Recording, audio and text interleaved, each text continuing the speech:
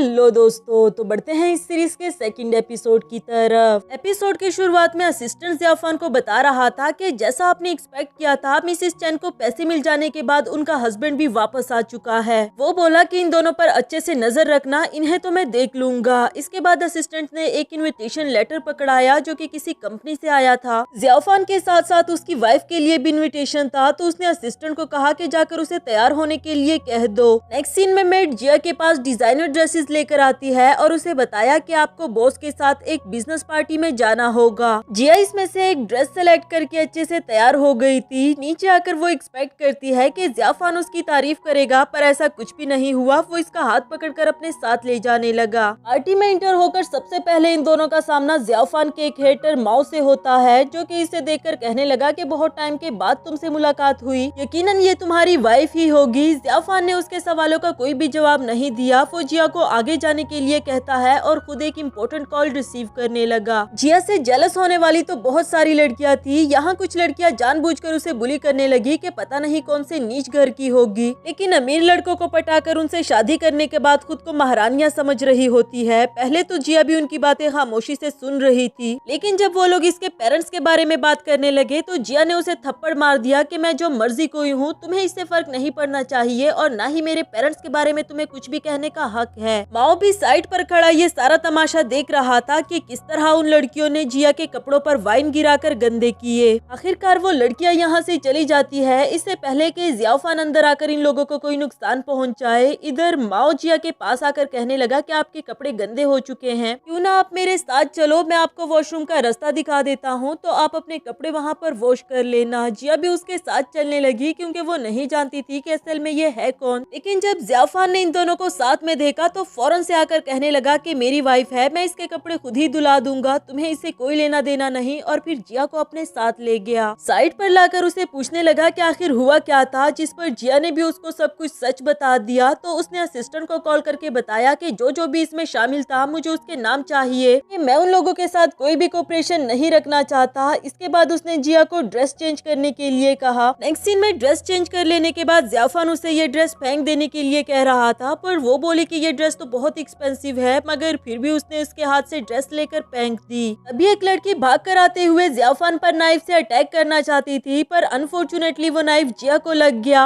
Assistant ने उस लड़की को पकड़ लिया और पूछने लगा कि आखिर तुम कौन हो। उधर ज़ियाफान जिया से कहता है कि क्यों ना हम हॉस्पिटल चले, पर वो बोली कि नहीं, कोई बात नहीं, ये एक छोटा सा ही जख्म है। घर आकर एक नर्स उसका ये जख्म स्टिच कर रही थी, जो कि उससे अच्छे से नहीं हो पा रहा था। तो जिया बोली कि मुझे दे दो, मैं खुद ही कर लूंगी। फिर जिस तरह से वो अपना जख्म स्टिच कर रही थी, इधर ज़ियाफान को उस रात की याद आई कि उस दिन भी वो लड़की मेरा जख्म बिल्कुल ऐसे ही स्टिच कर रही थी। पहले वो जिया से पूछने ही वाला था कि क्या उस रात मेरी मदद तुमने की थी, मगर फिर दिल ही दिल में सोचने लगा कि नहीं, वो तो याव याव थी, मुझे खामखाई से नहीं पूछना चाहिए। तभी असिस्टेंट ने भी आकर बताया कि उस लड़की को माओ ने हायर किया था आप पर अटैक करने के लिए। जिया बोली कि क्या तुम दोनों के बीच में कुछ चल रहा है, जिस पर ज़ियाफान भी उसे चिन से पकड़ते हुए बोला कि क्या हुआ, तुम्हें डर लग रहा है कि मेरे साथ तुम सेफ नहीं। जिस पर वो कहने लगी कि ऐसा कुछ नहीं है, मैं जानती हूँ कि तुम हर बार मुझे प्रोटेक्ट कर लोगे। उसकी ये बात ज़ियाफान को काफी अच्छी लगी। वो दिल ही दिल में जिया की तरफ अट्रैक्ट भी होने लगा था, मगर फिर खुद को समझाते हुए कहता है कि मेरी शादी याव याव से होगी, तो मुझे इसकी तरफ अट्रैक्ट होने से खुद पर कंट्रोल करना चाहिए। फिर उठकर वहाँ से चला गया। नेक्स्ट सीन में वो याव याव से मिलने के लिए आया था, पर अभी भी उसके दिलो दिमाग में जिया की बातें चल रही थी, जब उसने कहा था कि मैं जानती हूँ तुम हर बार मुझे प्रोटेक्ट कर लोगे। उसे समझ नहीं आती कि आखिर मुझे हो क्या रहा है। वो याव याव के पास से भी सॉरी करते हुए चला गया कि हम दोनों फिर कभी मिलेंगे। इधर याव याव को तो काफी ज्यादा गुस्सा आने लगा। नेक्स्ट सीन में ज़ियाफान ड्रंक होकर घर आया, साथ ही वो जिया को देखकर उसे किसेस करने लगता है, जबकि वो इसे खुद को छुड़ाना चाह रही थी। इसी दौरान उसे बिल्कुल वैसी फीलिंग्स आती है जब उसने फर्स्ट नाइट ज़ियाफान के साथ स्पेंड की थी, लेकिन किसी भी तरह वो खुद को छुड़ाते हुए वहाँ से अपने रूम में भाग गई। यहाँ भी वो यही सोच रही थी कि क्या ज़ियाफान ही वो लड़का है, पर उसे कुछ भी समझ नहीं आती। अगली सुबह नाश्ता करते हुए जिया सोच रही थी कि अब ज़ियाफान मुझसे कल रात के बारे में सॉरी करेगा, पर ऐसा कुछ भी नहीं हुआ। उसने सिर्फ इतना ही कहा कि कल रात मैं ड्रंक हो चुका था, जो सुनकर उसे भी दिल ही दिल में गुस्सा आने लगा और खुद को समझाते हुए कहती है कि मेरे दिल में इसके लिए फीलिंग्स नहीं आनी चाहिए, वैसे भी मैं इसकी रियल वाइफ नहीं। दूसरी तरफ याओ याओ ज़ियाओलिन को जिया के अगेंस्ट भड़का रही होती है, तो वो भी कहने लगी कि मैं उस लड़की को कभी भी हमारे घर में रहने नहीं दूंगी, मैं उसे अपने भाई की लाइफ से बाहर निकाल दूंगी।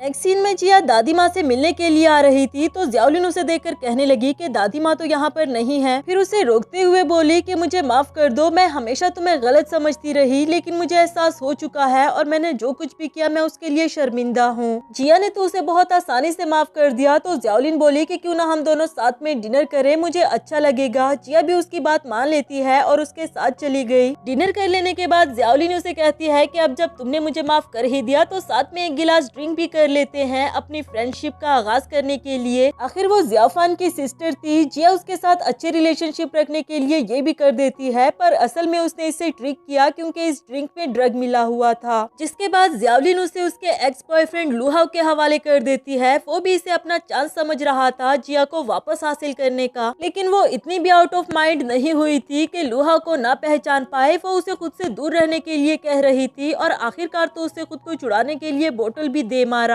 फिर उससे बाहर भागकर खुद को बचाना चाहती थी, जहां फॉर्चुनेटली वो ज़ियाफान से टकरा जाती है और उसे देखते साथ ही उसे किसिस करने लगी। ज़ियाफान को समझ तो नहीं आई कि इसे हुआ क्या है, पर फौरन अपने असिस्टेंट से डॉक्टर को बुलाने के लिए कहा और जिया को भी रूम में ले आता है। अभी भी उसके लिए खुद को कंट्रोल करना काफी ज्यादा मुश्किल था, जबकि ज़ियाफान उसे संभालता रहा। दूसरी तरफ असिस्टेंट डॉक्टर को ले आया जिसने जिया को एंटीडोट लगा दिया। उधर लुहा अपना सर पकड़कर जा रहा होता है और याओ को बताया कि उस लड़की ने सारा प्लान चौपट कर दिया, जो सुनकर उसे काफी ज्यादा गुस्सा आने लगा। ज़ियाफान भी जिया को वापस ले जाते हुए याओ को देख लेता है और पूछने लगा कि तुम यहाँ पर क्या कर रही हो। तो वो बहाना लगाते हुए बोली कि मैं तो बस फ्रेंड्स के साथ घूमने के लिए आई थी। लेकिन इन दोनों के जाने के बाद वो दिल ही दिल में कह रही होती है कि मैं जल्दी ही तुमसे ज़ियाफान को छीन लूंगी। अगली सुबह जब जिया को होश आया तो उसे अच्छे से याद था कि कल रात क्या हुआ था, लेकिन ज़ियाफान उसे डांटने लगा कि मैंने तुम्हें मना किया है ना कि मुझसे पूछे बगैर तुम कहीं पर नहीं जाओगी, तो फिर तुम वहाँ पर कर क्या रही थी। जब ज़ियाफान उसके साथ इतनी बुरी तरह से पेश आ रहा था तो जिया ने भी उसे सब कुछ सच सच बता दिया कि असल में मुझे तुम्हारी बहन ने ट्रिक किया था। इसमें याओ भी उसके साथ शामिल थी, पर मैं जानती हूँ कि तुम्हें मेरी बात का यकीन नहीं आएगा, इसलिए मैं चाहती हूँ कि तुम जल्द से जल्द मुझे डाइवोर्स दे दो। अब ऐसा तो नहीं था कि ज़ियाफान उसका यकीन नहीं करना चाहता, क्योंकि उसे याद आया कि याओ भी वहाँ पर मौजूद थी। लेकिन जब जिया ने डाइवोर्स की बात की तो उसे गुस्सा आ जाता है, कहने लगा कि मैं तुम्हारा ये शौक भी पूरा कर दूंगा, और फिर वहाँ से चला गया। नेक्स्ट सीन में असिस्टेंट ज़ियाफान को बता रहा था कि आपके स्टिचेस उतरवाने की डेट 2 दिन पहले की थी, अब आपको उतरवा लेने चाहिए। ऊपर ये बातें जिया भी सुन रही थी। उसे तो वैसे भी शक था कि कहीं ज़ियाफान ही उस रात वाला लड़का तो नहीं, इसीलिए ही वो डॉक्टर बनकर उसके स्टिचेस उतारने के लिए आ जाती है। ये देखकर ही उसने पहचान लिए कि ये मेरे लगाए हुए स्टिचेस है। इसका मतलब तो ये हुआ कि उस रात वाला लड़का ज़ियाफान था। अब वो काफी ज्यादा नर्वस हो चुकी थी। ज़ियाफान के रोकने पर भी नहीं रुकी, फौरन वहाँ से जाने लगी और यहाँ बाय चांस वो माओ से टकरा जाती है, जो इसे देखकर कहने लगा कि मैंने तुम्हारे बारे में काफी कुछ अच्छा सुन रखा है कि तुम बहुत अच्छी मेडिकल स्टूडेंट हो, तो क्यों ना तुम मेरी भी डिजीज को ट्रीट करो। लेकिन जिया ये कहकर चली गई कि मेरे पास इतना टाइम नहीं। इधर ज़ियाफान भी चुपके से इन दोनों को देख रहा था, सोचने लगा कि आखिर वो डॉक्टर बनकर क्यों आई थी और माओ के पास क्या कर रही है, कहीं ये दोनों मिले हुए तो नहीं। नेक्स्ट सीन में जब ज़ियाफान घर आया तो जिया ने उसका जख्म जल्दी ठीक होने के लिए कुछ मेडिसिन का सूप बनाया था, पर ज़ियाफान दिल ही दिल में अभी भी उस पर शक कर रहा होता है कि यकीनन इसमें इसने कुछ मिलाया होगा। कुछ देर के बाद जब जिया घर से बाहर जा रही थी तो दोबारा उसको माओ मिला, जो उसे यही कह रहा था कि तुम जितने भी पैसे मांगो मैं तुम्हें देने के लिए तैयार हूँ, पर तुम्हें मेरा डिजीज ट्रीट करना होगा। इवन के जबरदस्ती उसे 1 मिलियन का चेक पकड़ा कर चला गया कि मैं तुम्हारा इंतजार करूंगा। ऊपर से ज़ियाफान भी इन दोनों को साथ देख लेता है और उसका शक और ज्यादा बढ़ गया। इधर जिया सोच रही थी कि ये पैसे भी कुछ कम नहीं, मैं ज़ियाफान का लोन चुका दूंगी और वैसे भी इसका ट्रीटमेंट करने में क्या ही हर्ज है। अंदर जाकर जब उसने ज़ियाफान को ये चेक पकड़ाया तो वो इस पर गुस्सा होकर कहने लगा कि तुम्हारा माओ के साथ क्या लेना देना है, आखिर तुम क्या चाहती हो। मैं जानता हूँ कि उस वक्त तुम ही डॉक्टर बनकर हॉस्पिटल आई थी, ये सब कुछ तुमसे माओ करवा रहा होगा ना, तुम कितनी बड़ी धोखेबाज हो। जिया कहने लगी कि नहीं, ऐसा बिल्कुल भी नहीं, उससे मिलना तो एक इत्तेफाक था और हॉस्पिटल आने के बारे में वो सच इसलिए नहीं बताती कि वैसे भी हम दोनों की डाइवोर्स होने वाली है, तो बताने का फायदा ही क्या। कहने लगी अगर तुम्हें मुझसे इतना ही डर लग रहा है तो तुम मुझे डाइवोर्स क्यों नहीं दे देते। उधर ज़ियाफान को तो और भी ज्यादा गुस्सा आ गया।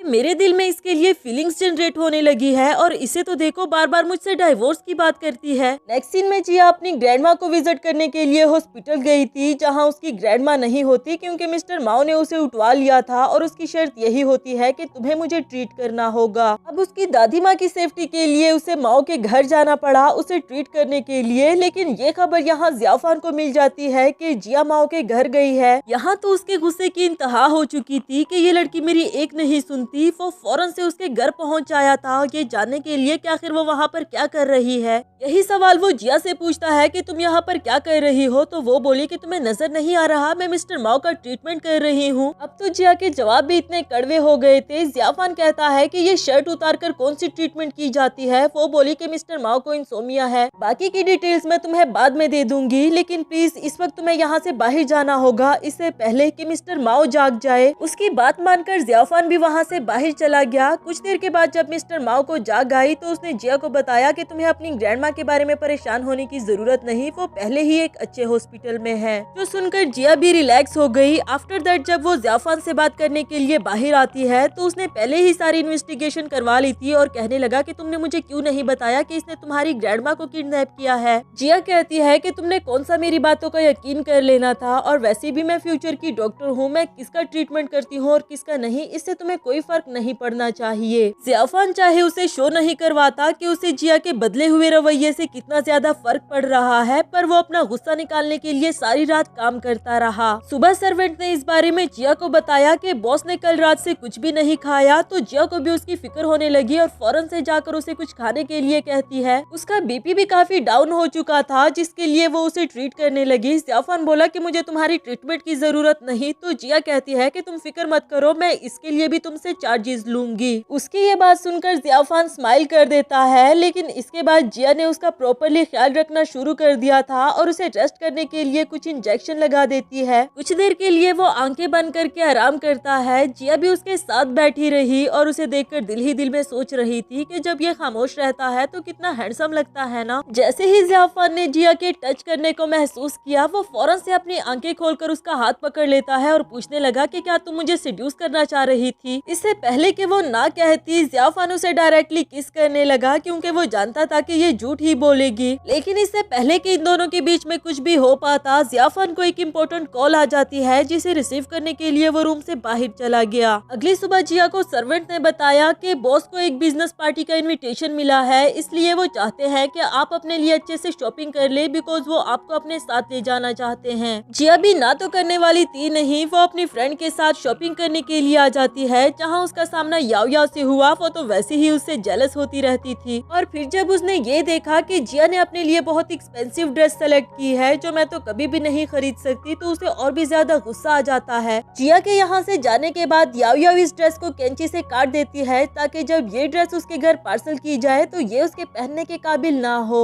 नेक्स्ट सीन में कुछ ऐसा ही होता है। जिया जब इस ड्रेस को पहनने लगी तो उसने देखा कि ये तो पटी हुई है। वो जानती थी कि डिजाइनर ये गलती नहीं कर सकते, यकीनन ये याओ याओ का काम होगा, लेकिन फॉर्चुनेटली जियाफान ने उसके लिए एक ड्रेस सेलेक्ट की थी। वो इसे लाते हुए बोला कि मैं चाहता हूँ तुम इस ड्रेस को पहनो। नेक्स्ट सीन पार्टी का दिखाया गया जहाँ याओ याओ भी आई थी। वो दिल ही दिल में काफी ज्यादा खुश हो रही थी कि यहाँ पर जिया तो नहीं आ पाएगी क्योंकि उसकी ड्रेस पहनने के काबिल ही नहीं थी, लेकिन उसकी उम्मीदों पर पानी फिर गया। वो दोनों जैसे ही इंटर हुए तो यहाँ पर सभी लोग उनकी तारीफें करने लगे कि ये कितना ब्यूटीफुल कपल लग रहा है। फिर जब उसे जिया अकेले में नजर आई तो जाकर उसे ताने मारने लगी कि क्या फायदा अगर तुम जियाफान की वाइफ हो भी, तो मैं जानती हूँ कि वो जल्दी ही तुम्हें छोड़ देगा। जिया को भी दिल ही दिल में यही लगता था कि शायद मैंने याओ याओ के हक पर डाका मारा है। पार्टी से वापस जाते हुए भी वो जियाफान से डाइवोर्स के बारे में ही बात कर रही थी। हमेशा की तरह उसे डाइवोर्स का वर्ड सुनकर गुस्सा आ जाता है, लेकिन अचानक से उसने अपनी गाड़ी में कुछ आवाज महसूस की और तभी उसने देखा कि यहाँ पर तो बॉम्ब फिक्स्ड है। जैसे ही दोनों गाड़ी से उतरे तो वो गाड़ी बॉम्ब से उड़ जाती है। सिर्फ यही नहीं बल्कि कुछ लोगों ने भी आकर जियाफान पर अटैक करना शुरू कर दिया। इसी दौरान वो नाइफ से जख्मी भी हो जाता है। जिया को उसकी ये हालत देखकर बिल्कुल भी अच्छा नहीं लग रहा था और उसे तसल्ली देते हुए कहती है कि प्लीज तुम हिम्मत मत हारो, तुम बिल्कुल ठीक हो जाओगे, प्लीज कोई हमारी मदद करे, जियाफान को हॉस्पिटल लेकर जाओ। नेक्स्ट सीन हॉस्पिटल का दिखाया गया जहाँ जियाफान को इमरजेंसी रूम में इंटर कर दिया जाता है। जिया को उसकी काफी ज्यादा फिक्र हो रही थी। दूसरी तरफ यहाँ पर जियाओलिन भी अपने भाई के बारे में सुनकर पहुँच आई थी और वो इस सब का इल्जाम जिया को दे रही थी कि ये सब कुछ तुम्हारी वजह से हुआ। जिया भी खामोशी के साथ उसके सारे इल्जामात और ताने सुनती रही। तभी डॉक्टर ने आकर बताया कि हमने तो अपनी तरफ से पूरी कोशिश की, लेकिन जियाफान को कब होश आता है हम इसके बारे में कुछ नहीं कह सकते। नेक्स्ट सीन में जिया जियाफान के पास बैठकर उसे कह रही थी कि तुमने हमेशा मेरी हेल्प की, हमेशा मुझे प्रोटेक्ट किया, पर मैंने क्या किया? मैं तो तुम्हारे लिए कुछ भी नहीं कर पाई, बल्कि हमेशा मेरी वजह से ही तुम्हें नुकसान उठाना पड़ा। लेकिन अब मैं तुम्हें अपनी वजह से कोई भी नुकसान पहुंचने नहीं दूंगी। अगर सब यही चाहते हैं कि तुम मुझे डाइवोर्स दे दो तो ठीक है, मैं भी इस डाइवोर्स से खुश हूँ। यहाँ अचानक से जियाफान ने जिया का हाथ पकड़ लिया था। वो इसके ऊपर गिरते गिरते बच गई, लेकिन एंड टाइम पर दूसरी तरफ से जियाओलिन, दादी माँ और याओया भी इंटर हो गए। जियाओलिन उसे जियाफान के इतना करीब देखकर डांटते हुए कहने लगी कि तुम्हें मेरे भाई की हालत नजर नहीं आ रही जो अभी भी उसे सेड्यूस करने की कोशिश कर रही हो। वो दादी माँ को भी जिया के अगेंस्ट करना चाह रही थी, जबकि जिया कहने लगी कि ऐसा कुछ भी नहीं है, ये देखो जियाफान ने खुद ही मेरा हाथ पकड़ा था। जियाओलिन तो अभी भी जिया के अगेंस्ट ही बोल रही थी, लेकिन दादी माँ ने उसे चुप करवा दिया कि तुम्हें जियाफान की हालत नजर नहीं आ रही क्या? अभी भी तुम्हारे पास लड़ने का वक्त है। जो कहने के बाद दादी माँ तो रूम से बाहर चली गई और इन दोनों को यहाँ पर मौका मिल गया जिया को बुली करने का। जिया कहने लगी कि तुमने तो मुझसे माफी मांगी थी कि तुम आइंदा मुझे बुली नहीं करोगी, तो क्या वो सब कुछ झूठ था? जियाओलिन बोली कि तुम्हें क्या लगता है कि मैं तुमसे माफी मांगूंगी? तुमने अपनी औकात देखी है? वो सब कुछ मैंने सिर्फ इसलिए किया क्योंकि मैं तुम्हें अपने भाई की लाइफ से बाहर निकालना चाहती थी। इधर ये सारी बातें जियाफान ने भी सुन ली, उसे होश आ चुका था। जियाओलिन की कोई भी बात सुने बगैर उसे रूम से बाहर जाने के लिए कहा और याओया को अपने सामने देखकर वो जिया का हाथ भी छोड़ देता है। याओया उसे कहने लगा कि जिया अभी भी मेरी वाइफ है, इसलिए उसे प्रोटेक्ट करना मेरी जिम्मेदारी थी, पर तुम फिक्र नहीं करो, हम दोनों जल्दी ही एक दूसरे से डाइवोर्स लेने वाले हैं। इधर जिया वैसे तो डाइवोर्स की बात करती रहती थी, लेकिन आज जियाफान के मुंह से डाइवोर्स की बात सुनकर उसे बिल्कुल भी अच्छा नहीं लगा। वो काफी ज्यादा हर्ट हो जाती है, लेकिन वो कुछ कह भी तो नहीं सकती सिवाय खामोश हो जाने के। कुछ भी कहे बगैर वो रूम से बाहर चली गई। अभी यहाँ पर एक रूम से मिस्टर माओ निकला, जो कि जियाफान के रूम में जांगते हुए दिल ही दिल में कहने लगा कि आज तो तुम बच गए हो, इसे अपनी किस्मत समझो। यानी कि यह अटैक किसी और ने नहीं बल्कि मिस्टर माओ ने करवाया था और इसका इल्जाम खामखा बेचारी जिया पर लग गया। इसी के साथ हमारा ये वाला एपिसोड भी खत्म हुआ।